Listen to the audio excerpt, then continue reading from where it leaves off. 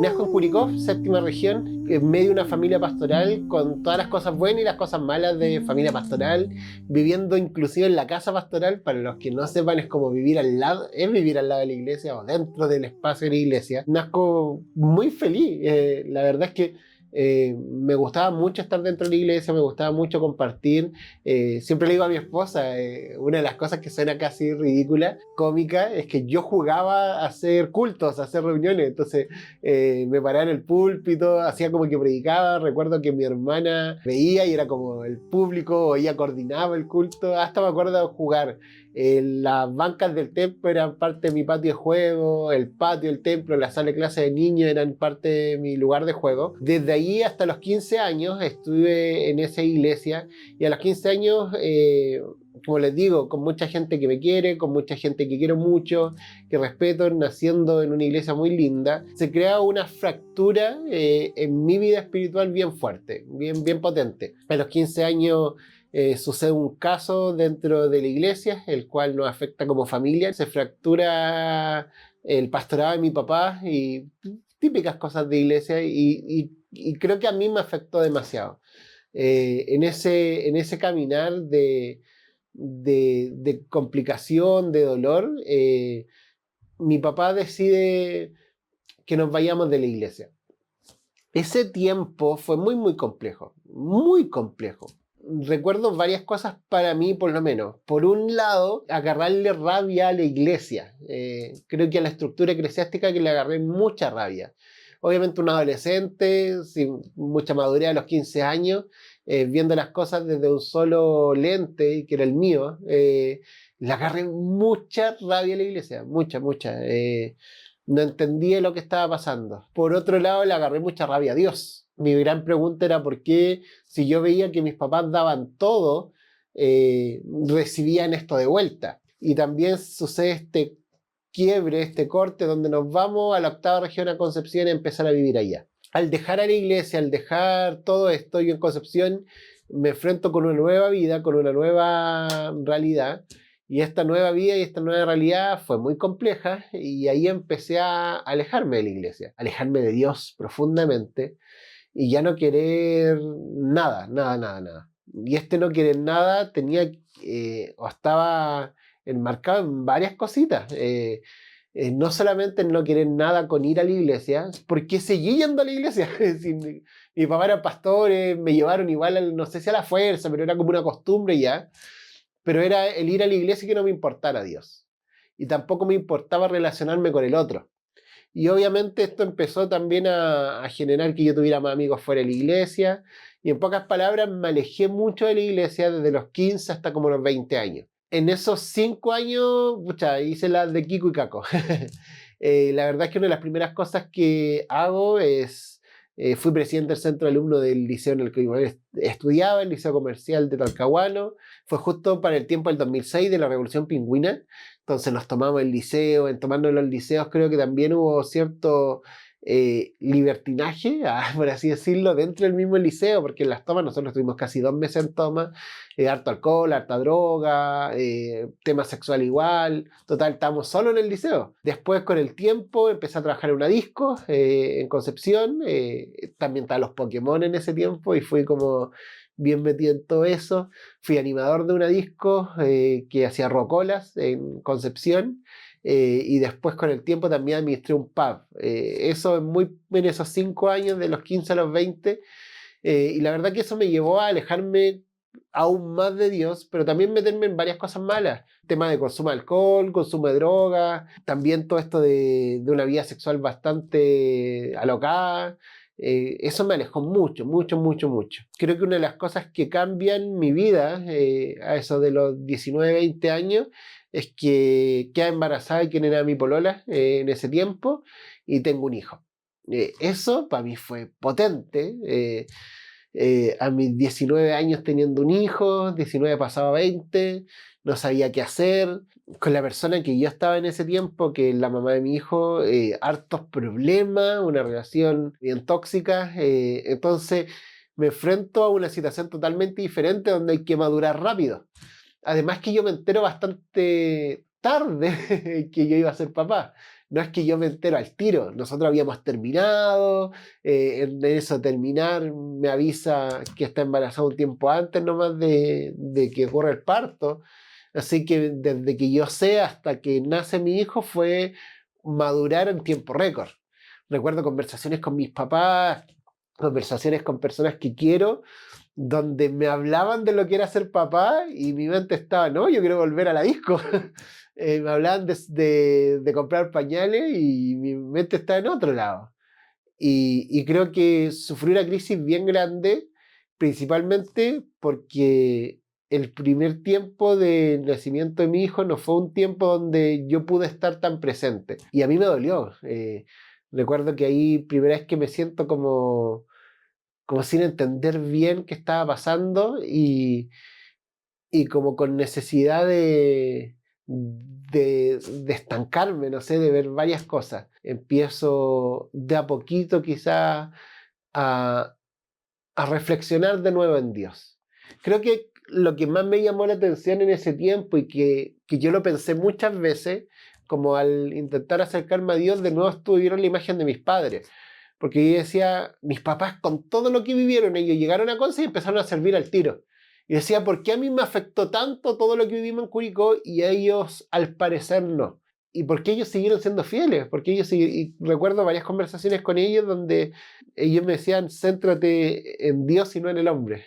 Y recuerdo que eso sí me hizo bastante sentido. Y quise volver a relacionarme con Dios, con Dios como tal. Y, pero era bien complicado para mí. Como les dije, yo en todo ese tiempo nunca me alejé de la iglesia.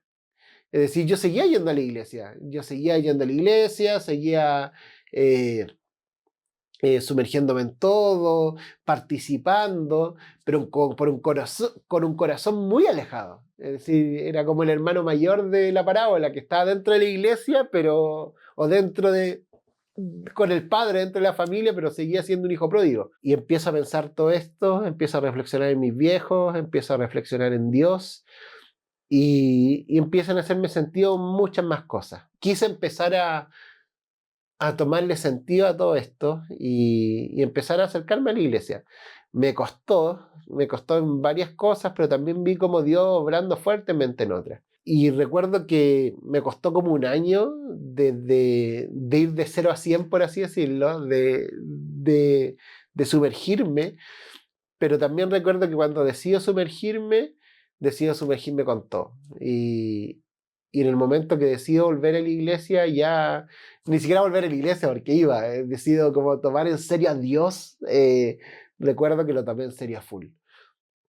Recuerdo que en ese tiempo de tomarlo en serio a full, empiezo a renunciar a todo eso. Tenía otra polola con la cual empiezo a vivir crisis porque ella, obviamente, el pololo que tuvo era muy diferente al pololo que ahora quería venir a la iglesia.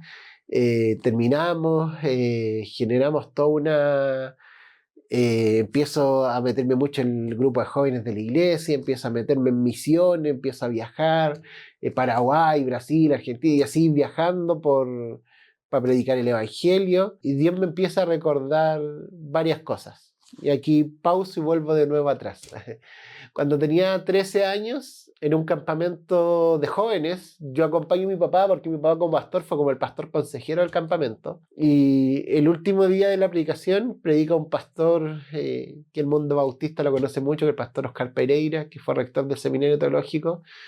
Un viejito muy buena onda, pero que siempre me acuerdo que creo que una de las predicaciones más aburridas en las que estaba. Él, para los que lo conocen, saben que él leía las predicaciones. Era su forma de predicar. Entonces, para un joven era muy fome, pero él, como buen teólogo, buen rector del seminario, él termina la predicación con un llamado a leer la Biblia en un año. Y los que hacían el compromiso podían pasar y se le iba a regalar una Biblia en ese momento. Me llamó la atención, lo encontré entretenido. Como niño de 13 años pasé a comprometerme a leer la Biblia en un año, me regalan la Biblia y en ese momento estaban cantando una canción que todos la conocemos que se llama Somos el pueblo de Dios. Y recuerdo que me pasan la Biblia, van a orar un segundo por mí y cuando empiezan a orar, no sé lo que oraron por mí, pero es como si todo hubiese apagado alrededor mío y escuchaba solo la voz de ciertas personas cantando y llevaremos su gloria a cada pueblo. Y ese trozo de la predicación yo dije, es para mí. Recuerdo que me puse a llorar y yo decía, ¿qué Dios me quiere decir? Fue algo quizás sobrenatural. Salgo, mi papá sale detrás de mí, yo salgo como corriendo porque no entendía, va detrás de mí, me abraza y yo no paré de llorar, no paré de llorar. Después con el tiempo, bueno, el otro día conversaba con los amigos que tenía y para todos fue muy raro porque en medio de una predicación fome, con un llamado muy raro donde simplemente pasáis a recibir que te regalaron una Biblia, el único llorando en medio era yo. Y además salgo corriendo, se reían de mí. Pero recuerdo muy fuertemente eso. Nunca supe bien qué, nunca supe cuál fuera mi llamado en ese tiempo, pero sentí que Dios me llamó a algo muy potente en ese momento. Vuelvo de nuevo a los 20 años, 20, 21 años ya tenía, y empiezo a pensar en ese llamado, cada vez más fuerte. No quería ser pastor, no. Viví la experiencia de mis viejos. Recuerdo una conversación con mi mamá, que mi mamá, no sé si bien o erradamente o en base a sus miedos, me dijo que a ella tampoco le gustaría que yo fuese pastor. Entonces, para mí, y en base a la misma canción, y llevaremos su gloria a cada pueblo y nación, pensé que iba a ser misionero. Y creo que lo intenté, viajé a todos lados, me llenaba, pero regresando una vez en Brasil, recuerdo que ya estaba pololeando con mi actual esposa, conversamos y ella me decía, Freddy, ¿cuándo te vayas a inscribir en el seminario? Yo la miraba y yo le decía, en todas nuestras conversaciones, ella sabía que yo tenía un llamado, que quería hacer algo, y el seminario era como la forma de estudiar teología, ya sea para hacer misiones, para cualquier cosa. Y ella me decía, ¿cuándo te vas a inscribir en el seminario? Y en Brasil recuerdo que quedaban como 2 días para que terminara el proyecto misionero. Y yo decía, Señor, si en estos 2 días se convierten 50 personas, que era imposible, es decir, en todo el viaje todo el tiempo que he estado, que habían sido varias semanas, se habían convertido, no sé, 10 personas, 15 personas en base a las predicaciones, que era lindo, pero uno, no sé, yo le dije 50 personas, Señor, yo me voy al seminario. Entiendo que algo quieres conmigo. Eso se lo hice, no sé, el viernes era el vuelo, se lo hice un miércoles en la noche, el jueves no pasó nada y el viernes era el vuelo. Y yo simplemente dije, voy a estar un año más con mi unión de jóvenes, voy a estar un año más con mi grupo de iglesia, no voy a viajar, sino que voy a quedar allá. Y el último día llega un joven a donde estamos y dice, chiquillo, necesito que alguien me acompañe rápidamente. Yo en ese momento pensé que era como ayudarle a cargar algo, dije yo, voy detrás de él y me dice, no, es que la directora de tal colegio nos permitió por favor que oráramos en el acto y es ahora en la mañana, y yo iba detrás de él así en serio, empiezo a buscar algo, quizás no me di cuenta de lo que Dios estaba haciendo en ese momento, llegaba al colegio, la directora nos pasa el tiro, era Brasil, entonces él me traducía todo, predico todo, levantan la mano, y cuando empezamos a orar por los chiquillos, se le entregaba unas tarjetitas para que la iglesia siga contactándolo, terminamos volviendo porque teníamos que irnos en el vuelo, fue algo muy rápido, me pasa la tarjeta y me dice, Freddy, 50 chiquillos aceptan al Señor. Y cuando me dice esos 50, yo, ya, listo, lo entendí todo. Llego a Chile, le cuento a mi polola en ese tiempo, actual esposa, yo le dije, Polet, si no me equivoco era como en noviembre, yo le dije, me voy al seminario, pero las matrículas eran como en diciembre, entonces dije, no voy a lograr hacerlo este año, así que voy a esperar un año más, voy a preparar un año, pero me voy al seminario. Mi esposa al otro día me llama por teléfono y creo que día lunes, día martes, me dice, Freddy, ¿qué tienes que hacer ahora en la noche? Yo le dije, no sé por qué. Me dijo, gestioné todo. Mañana a las 10 de la mañana tiene entrevista con el rector del seminario para que entre al seminario. Y le dije, ¿vale? Te dije en un año más. Me dijo, no, Freddy, yo soy tu novia, soy tu polola, te voy a impulsar y te vienes. Es decir, yo, como les digo, viví en Concepción, el seminario en Santiago. Ella me dice, te compré los pasajes, tomas el bus a tal hora y mañana tienes entrevista con el rector. Le digo a mis papás, viajo, entrevista con el rector. Recuerdo que aprovecho a hablar con una tía que vive aquí en Santiago, me va a alojar y me vino al seminario.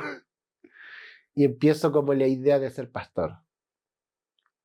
Fue difícil para mí, porque todavía creo que me vine con todo ese miedo de lo que pasó a mis papás. Me vine con todo ese miedo de también cómo funciona la obra bautista, cómo funciona el pastorado. Tenía harto miedo. Pero también con permitir que Dios haga lo que quiera. Finales de primer año de seminario, el seminario dura 4 años, más 2 años para licenciatura en teología. Yo tuve los 6 años. A mediados del primer año conozco a mis compañeros. Y hay un compañero que se llama Boris Cruces. El Boris era muy misionero y empieza a decirnos que salgamos a repartir comida a personas en situación de calle. Nos gustó, necesitamos quizá algo de práctica en medio de todo el estudio de teología. Y nos sumergimos, empezamos a repartir, empezamos a levantar un ministerio, operativos nocturnos.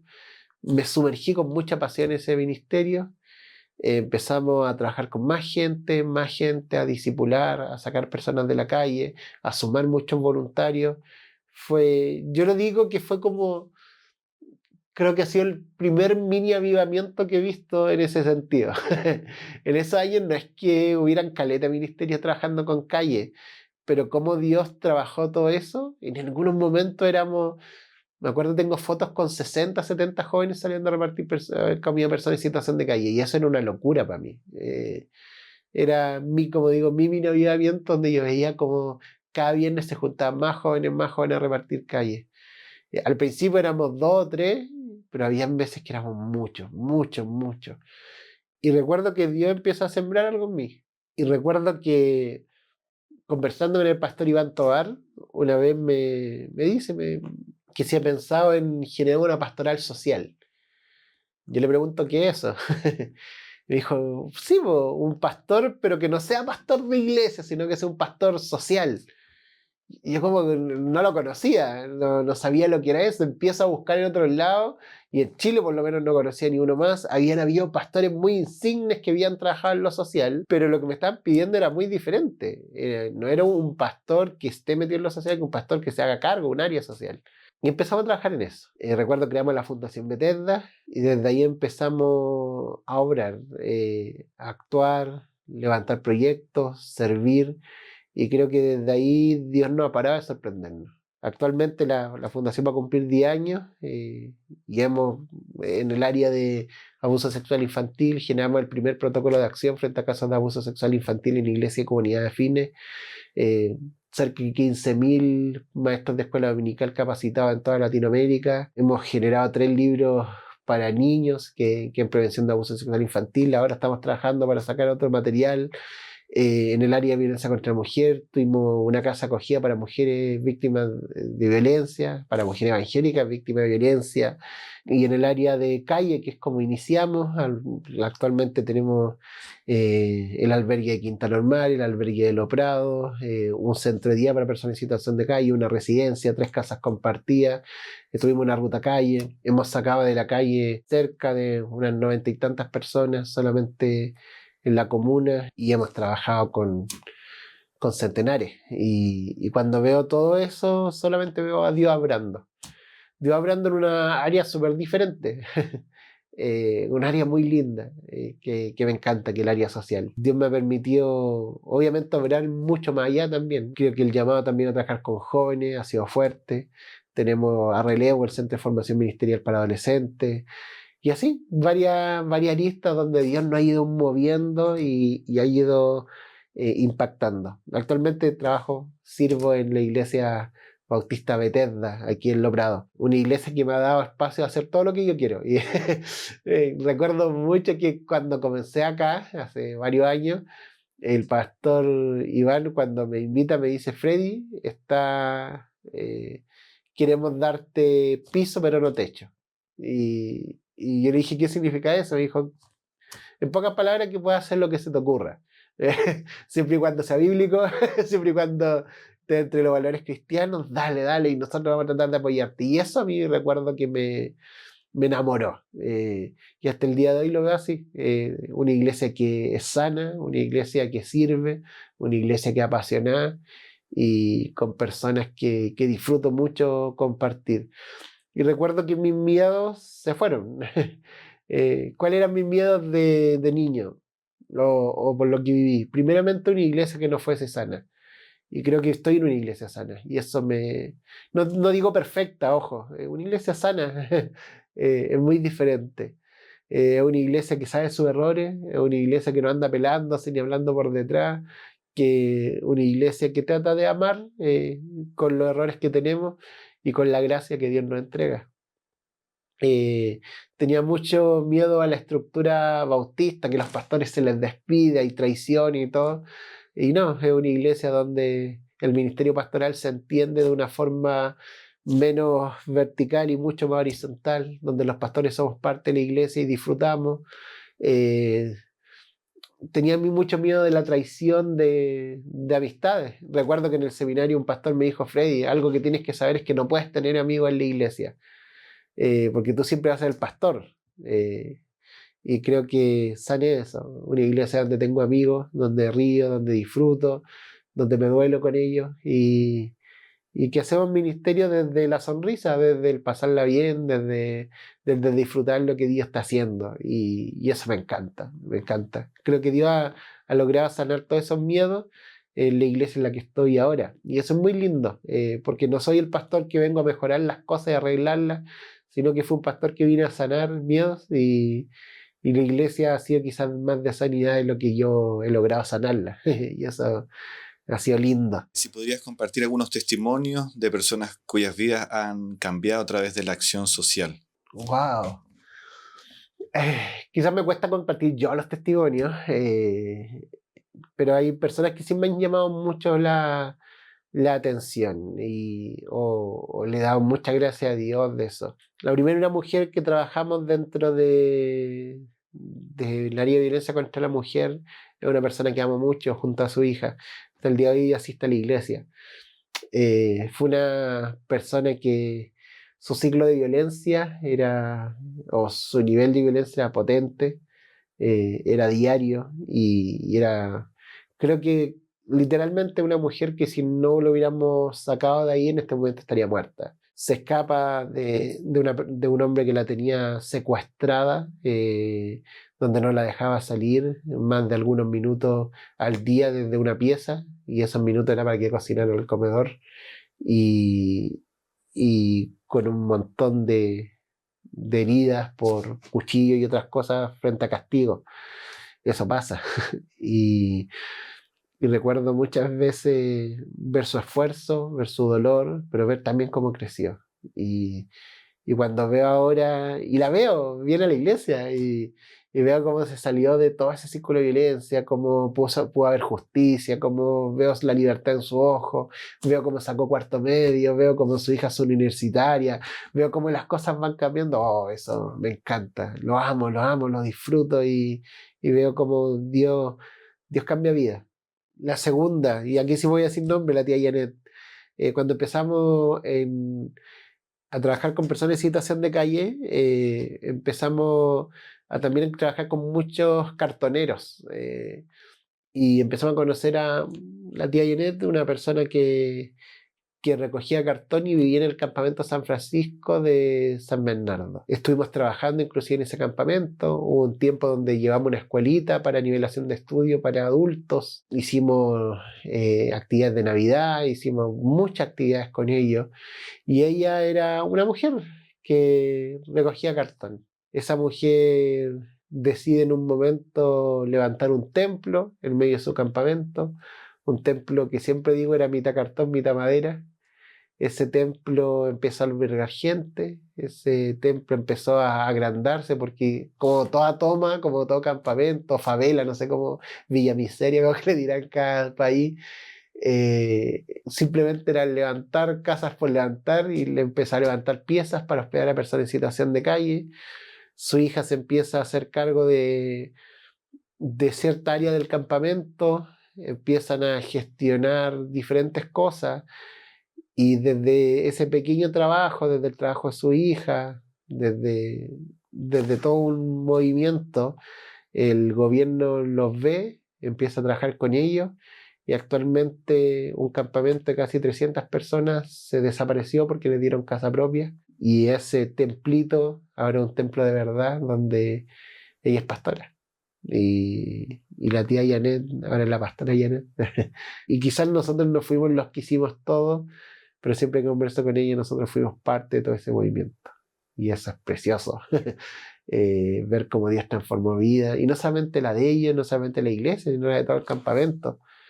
Recuerdo haber conversado con su hija y me decía, me dan la valentía para pararme frente a todo ello y empezar a generar una propuesta de casas, departamento y todo. Hermoso. Y tantos más, no sé, el José Casas, que José Casas, desde vivir en una plaza, deprimido por diferentes cosas de la vida, actualmente es monitor de nuestro albergue y trabaja restaurando a los mismos chiquillos que están pasando por lo que él pasó.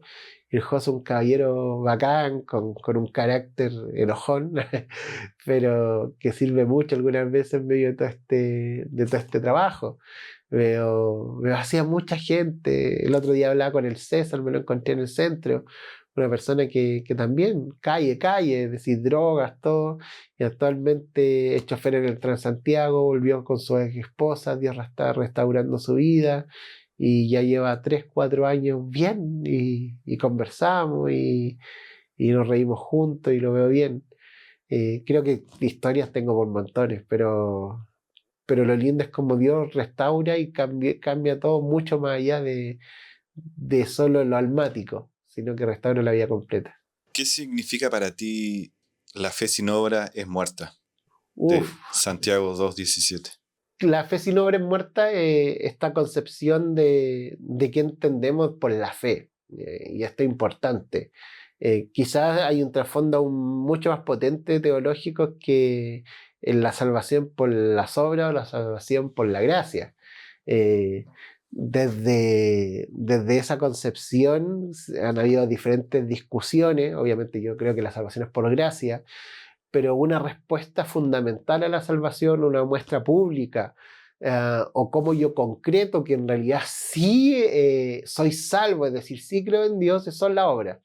Es decir, no puedo decir que creo en Dios si no hago obras. No puedo decir que Dios está restaurando mi vida si esa vida en verdad no se parece a Él. Y este Dios que lo entrega todo por amor al prójimo, entrega su vida, entrega a su Hijo unigénito, ese Dios que se entrega totalmente en la cruz, es al Dios que nos estamos pareciendo. Entonces, por ende, nosotros deberíamos entregarnos permanentemente. Entonces, cuando se habla que la fe sin obra es muerta, lo que se está hablando es que Dios todo lo que está haciendo en ti por gracia, Dios todo lo que está obrando en ti por amor, Dios todo lo que está obrando en ti simplemente porque a Él se le dio las ganas de obrar en ti, tiene un resultado. Y ese resultado es el amor al prójimo. Ese resultado son las obras. Y, y así como dice Mateo 5, dice, haya pues en vosotros este sentir que hubo en Cristo Jesús. No, pero Filipenses 2, nada que ver en Mateo. El cual siendo en forma de Dios, no se tomó de eso, no se tomó de ser semejante a Dios, sino que se despojó de sí mismo. Haya pues en nosotros este sentir, haya pues en nosotros este sentir de que seamos igual a Dios. En Filipenses 2, este himno cristológico que nos lleva a pensar esto. ¿Cómo podemos motivar a los jóvenes a que se involucren en causas sociales sin que lo vean necesariamente como una simple actividad de la iglesia? Te voy a cambiar la pregunta. Muchas veces, por cómo estoy, nosotros tenemos igual un círculo de voluntariado bien fuerte y se me acercan otras ONG evangélicas o inclusive no ONG, no cristianas, a preguntarme cómo lo haces para generar voluntariado. Y yo les digo, nunca le hablo de voluntariado, le hablo de Dios. Es lo mismo, es vincular con la respuesta anterior. Haz que la persona se enamore tanto de Dios que su opción continua sea servir. Haz que la persona se encuentre tanto con Dios que no haya otra respuesta de gratitud, de adoración a Dios que no sea servir al prójimo. Y de ahí verá en qué forma. Sería un absurdo que yo quiera que los jóvenes se unan al área social porque se unen, no. Los jóvenes se tienen que ligar a su propósito. Si yo les enseño a amar mucho a Dios y su propósito es la música, y lo van a hacer a través de la música, ya sea o frente a la iglesia o subiéndose a una micro a predicar el evangelio, que lo hagan a través de la música.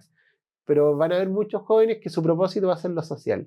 Y te aseguro que esos jóvenes que el propósito va a ser lo social, van a, van a apasionadamente servir.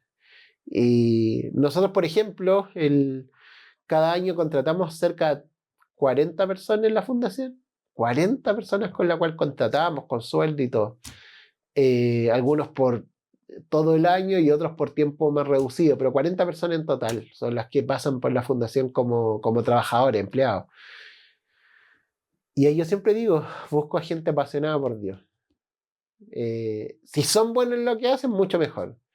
Pero una persona apasionada por Dios va a invertir un poquito más en capacitarse, va a invertir un poquito más en amar, va a invertir un poco más en estar. Y una persona apasionada por Dios, no tengo que andar diciéndole que tiene que servir con amor, no, lo va a hacer por obviedad. Ni siquiera le tengo que decir, bucha, tengo tal problemita, te puedes quedar un ratito más. Nace de ella.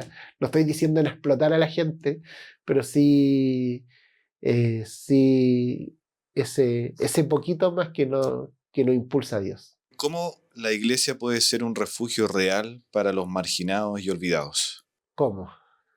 Hay un libro, se llama Iglesia Angélica, Refugio a las Masas, no sé si lo han visto, es de una rusa, tiene primera y segunda parte, el cual analiza la Iglesia Evangélica en el tiempo de dictadura y cómo esta fue refugio de las masas.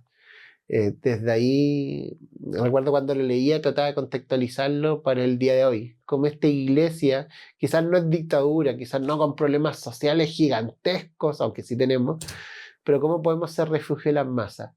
Y creo que hay algunos puntos importantes. Lo uno es contextualizándonos. Es decir, Harold Segura, un teólogo, dice que el calendario de la misión lo da el mundo. Y suena raro, el cronograma de la misión lo da el mundo.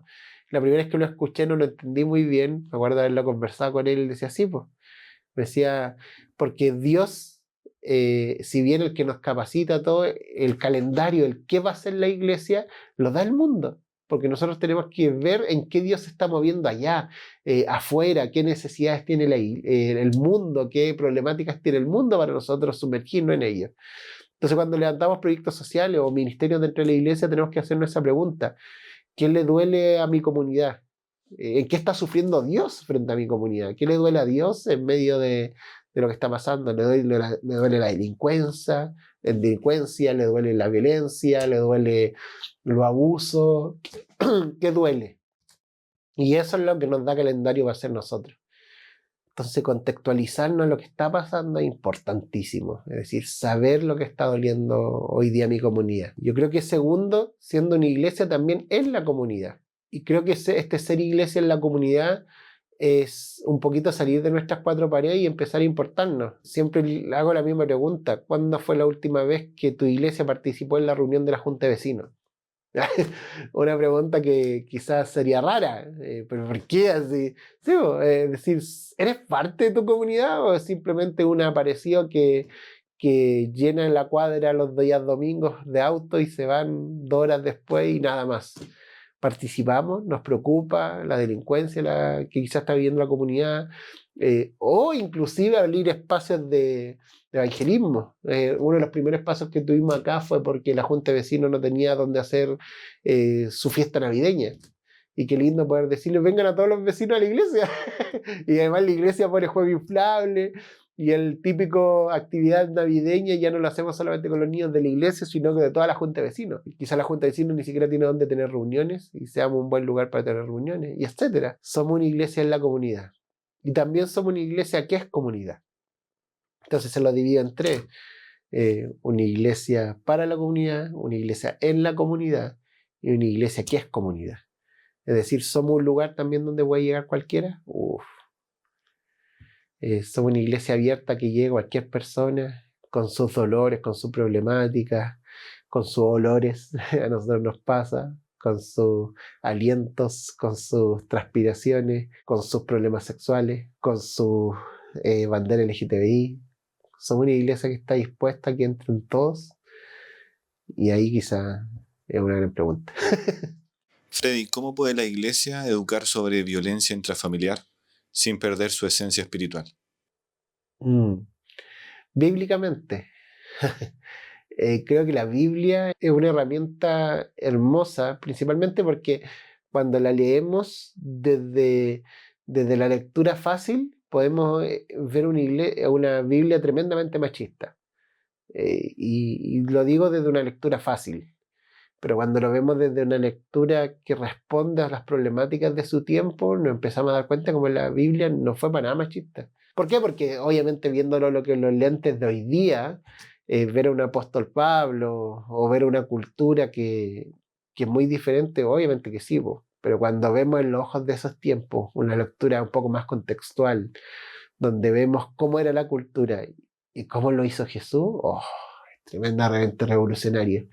Jesús teniendo discípulas, Jesús permitiendo, un rabino de ese tiempo nunca hubiera permitido que una mujer se le acerque, tan solamente eso, teniendo a Marta y María como amigas, teniendo a María Magdalena entre medio de ellos, las primeras mujeres ahora que se viene Semana Santa al encontrar a Jesús y Jesús diciéndole que vayan y digan lo que vieron. Y en el Nuevo Testamento, mujer apóstola, es tremendo. Cuando nos enfrentamos a eso, nos enfrentamos a algo que es revolucionario para su tiempo. Entonces cuando vemos eso, también vemos un Jesús muy alejado de la violencia, muy alejado del maltrato, muy alejado de generar dolor. Entonces cuando hacemos una lectura clara y real, podemos hablar de violencia contra mujer desde la Biblia de forma maravillosa. En Efesios 2, 8, 9 nos dice que la fe es un don de Dios. Ahora, si la fe no nace del ser humano, ¿por qué algunos responden al Evangelio con más poder que otros? Hay que concebir la fe de diferentes directrices. La fe en el Nuevo Testamento, ciertos aspectos se habla como la fe como la creencia, como yo tengo fe cuando soy salvo, con casi un símil como salvación. Pero también hay otros que generan fe como certeza, es decir, yo tengo certeza de algo, es decir, yo tengo certeza que la Biblia es palabra de Dios, por ejemplo. Y yo puedo tener certeza que la Biblia es palabra de Dios, pero no necesariamente ser salvo. Entonces, tengo fe. O hay otro aspecto de la fe también, que es la fe casi como transformacional, es decir, porque yo tengo fe, oro por alguien y se sana. Yo puedo tener esa fe, pero no saber nada de teología y por ende tampoco tengo esta otra fe. Entonces, en su contexto, ¿de qué fe está hablando ahí? Y está hablando de la fe salvífica, obviamente, de esta fe que, que, que porque yo creo, soy salvo, y entrego mi vida a Dios. Pero porque hay algunas personas que a pesar de que entregan su vida a Dios, entre comillas, tienen más pasión por Dios, es porque también tienen otros rasgos de fe, tienen otros rasgos también de crecimiento, de certezas. Es decir, yo puedo ser salvo, pero es muy diferente a tener la certeza que Dios hace milagros. Yo puedo ser salvo, pero no necesariamente tener la certeza y aferrar mi identidad a las promesas de Dios y por ende camino en torno a lo que Dios quiere. Entonces, la salvación es parte de este proceso. La salvación es un proceso. Entonces, la santificación y el crecimiento es parte de este proceso de salvación. Freddy, por último, pedir que nos pueda hablar a las personas que en este momento lideran grupos cristianos, ya sean pastores, líderes, en explicarles qué se pierden como cuerpo de Cristo al no tener acción social dentro de la iglesia. ¿De qué se están perdiendo? Qué lindo. Yo creo que cuando construimos iglesias y hay ciertas aristas del cristianismo que dejamos de lado, sean una u otra, no voy a hablar solamente de la acción social, hay iglesias que dejan la acción del Espíritu Santo afuera y ahí hay otras iglesias que dejan la teología afuera. Voy a hablar en lo macro.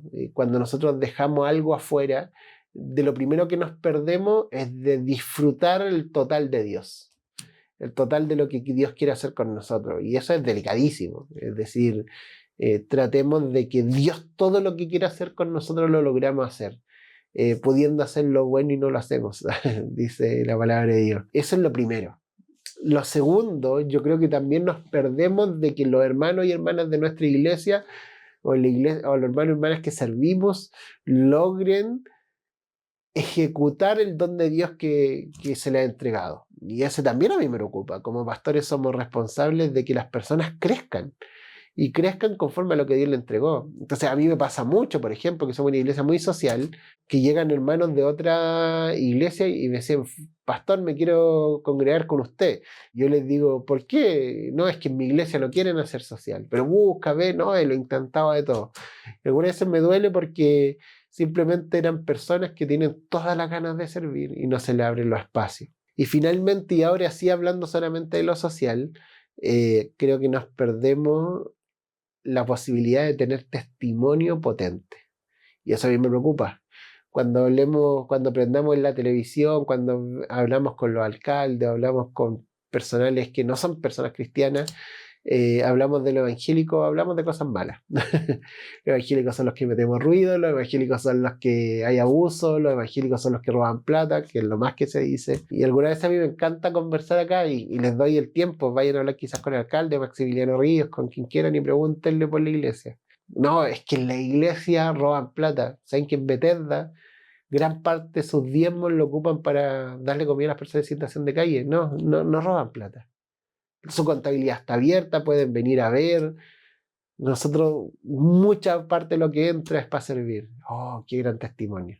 No, es que la iglesia es donde abusan a niños. ¿Saben qué? La iglesia Bethesda ha generado los mayores protocolos y cuando ustedes piden van a hacer talleres de abuso sexual infantil. Ahí no se abusan niños. Wow. No, es que la iglesia es machista. No, ¿saben que la iglesia Bethesda tiene un programa de prevención de violencia contra la mujer y están en contra del machismo? ¿Pero cómo si la iglesia...? No. Entonces yo creo que nos perdemos la posibilidad a ser social de generar testimonio, de hablar, de ser diferente. Y si seguimos encerrándonos en nuestras cuatro paredes, creo que ese testimonio no va a crecer. Te agradecemos tu tiempo, Freddy. Y por último, si quisiera dirigir algunas palabras a los jóvenes que tengan inquietud de ayudar en las calles. Amén. Ahora sí, Mateo 5, que se me ha ido delante. Mateo 5:16 dice: haz brillar vuestra luz delante de los hombres, para que estos, viendo vuestras buenas obras, glorifiquen a nuestro Padre que está en los cielos. Ese versículo está en medio del Sermón del Monte, justo que después Jesús habla sobre ser sal y luz. Ser sal en la tierra, esa luz que no puede ser escondida, sino que tiene que estar encima del monte y no bajo la mesa. Él termina o cierra con esta reflexión. Yo ser sal y luz he escuchado de todo, pero Jesús lo define en esto. Dice: haz brillar vuestra luz delante de los hombres, para que la gente que está afuera, para que la gente quizás que no cree en Dios, viendo vuestras buenas obras, es decir, viendo tu acción social, viendo tu servicio, viendo tus dones, ejecutados para el bien del otro, para el bien del que está afuera, glorifica a nuestro Padre que está en los cielos. Sea evangelismo.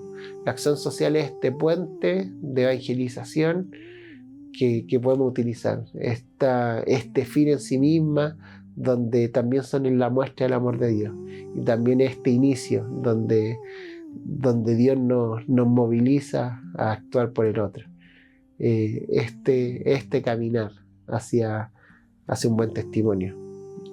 Creo que hagamos brillar nuestra luz, brillemos lo máximo que podamos para que Dios se glorifique. Eso.